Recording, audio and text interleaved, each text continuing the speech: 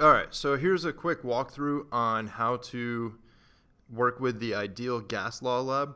We're going to be examining how different variables affect the pressure. And the first thought is, what variables could possibly affect the pressure? If you have a gas in a stored chamber, and I'm going to do that by pumping this guy up. If you pump that adds molecules of air into there. So your first thought is, okay, we can see the pressure right here. We have about 6 atmospheres of pressure. I am going to switch that to kilopascals, just because that's what we use in AP Physics. But the idea is the same. So we have about, I would estimate 600 kilopascals. And it's important to note that the number will fluctuate up and fluctuate down. So you just kind of have to eyeball it and see where it looks about even. And it looks like it's right around 600, and that's with one pump. So now I'm going to double the number of molecules in there, do a second full pump. And doubling it takes us to about 1200.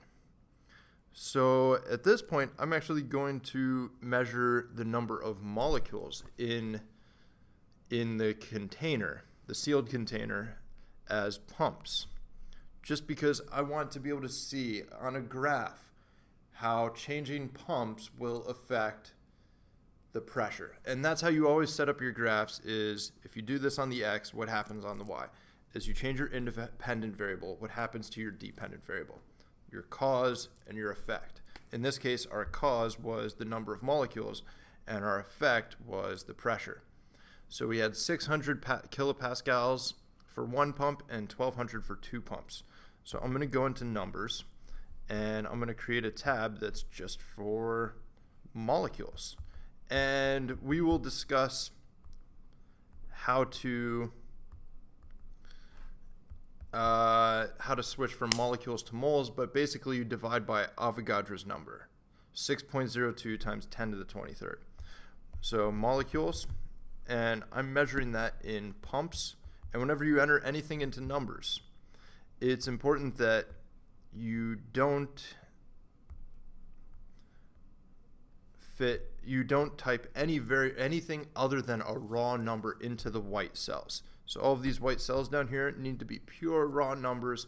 You can't put units, you can't put variables. It has to be a raw number, or you're not going to get good data. So we're seeing how our independent variable, which you always put first, the one that you're changing, is going to affect the dependent variable.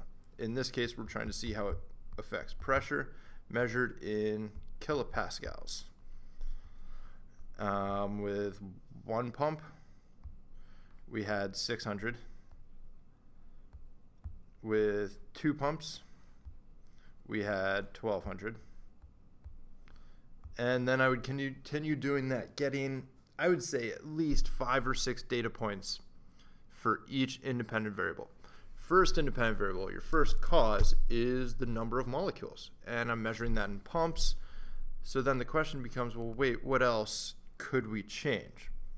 Well, on this, in the bottom right corner, you can, where'd my thing go? In the bottom right corner, you can reset the app, so you can always start over if you need to. On here, we can change a couple of things. We can add heat, so we can change the temperature, which is measured up here with this thermometer. So you'll notice that as I increase the heat at the bottom in this bucket, as we heat it up, that affects the pressure, or that affects the temperature. And then we can see how changing the temperature affects pressure. And whenever you do this, you need to make sure that you're only testing one variable at a time. So as I'm testing temperature, I don't want the container to expand, which at some point it's going to, which is why up here on this list, I'm going to keep the volume constant. So I can keep a constant volume, I can increase the temperature, and I can get a bunch of different readouts on the pressure. And similarly, I'm going to add 3 pumps. I'm going to keep the number of molecules, the number of pumps constant. You can slide this handle over here to change the volume.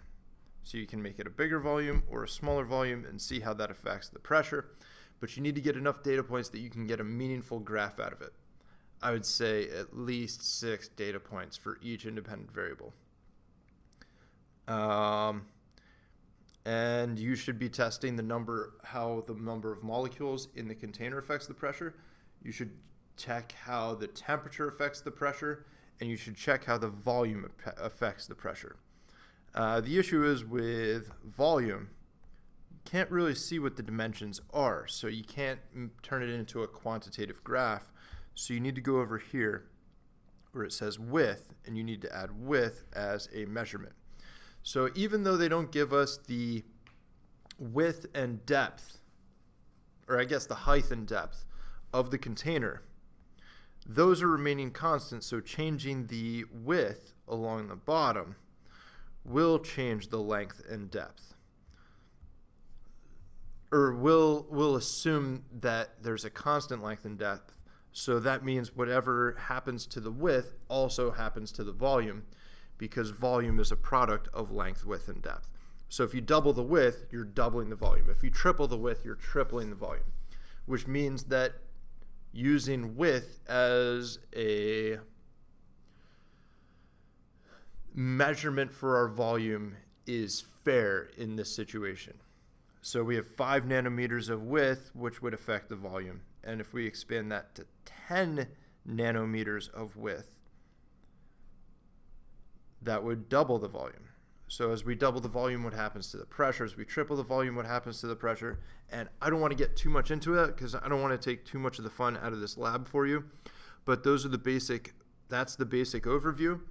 You need to get data points for the 3 major variables.